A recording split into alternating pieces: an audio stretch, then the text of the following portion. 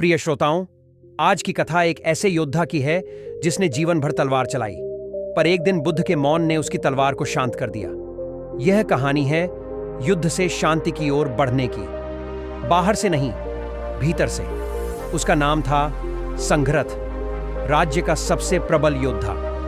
कभी किसी युद्ध में नहीं हारा। उसकी तलवार की धार पर दर्जनों सेनाएं कांपती थीं, लेकिन वो एक बात से चिढ़ता था, बुद्ध की शांति की बातें।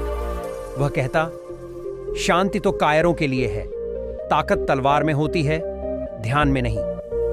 एक दिन राजा ने उसे कहा, बुद्ध पास के वन में रुके हैं, जाओ मिलकर आओ। वह गया, पर मिलने नहीं, ललकारने।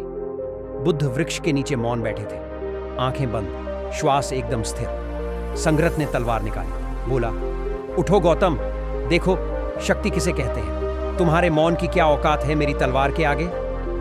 बुद्ध चुप, ना डर ना क्रोध, बस शांति। वह चिल्लाया, तुम्हारी चुप्पी मेरी बेइज्जती है, बोलो। बुद्ध ने धीरे से आंखें खोली। उनका चेहरा एक शांत झील सा था। उन्होंने बस इतना कहा, जिस पर शब्दों का असर नहीं होता, उस पर तलवार का क्या असर होगा। संघरथ जैसे थम गया। उसने फिर कहा, तुम मुझसे डरते नहीं। बुद्ध बोले, जिसने अपने क्रोध को जीत लिया हो, उसे किसी से डर नहीं होता। संघरथ की आंखों में पानी आ गया। उसने तलवार गिरा दी, घुटनों पर बैठ गया, बोला, अब तक मैंने युद्ध से सब जीता, पर आज खुद को हार गया हूं। बुद्ध ने कहा, तू हारा नहीं, तू आज पहली बार जीता है, अपने आप पर। उस दिन से संघरथ युद्ध नहीं करता था। वह गांवों में जाता और लोगों को सिखाता, ताकत तलवार में नहीं, मौन में है, सांस में है।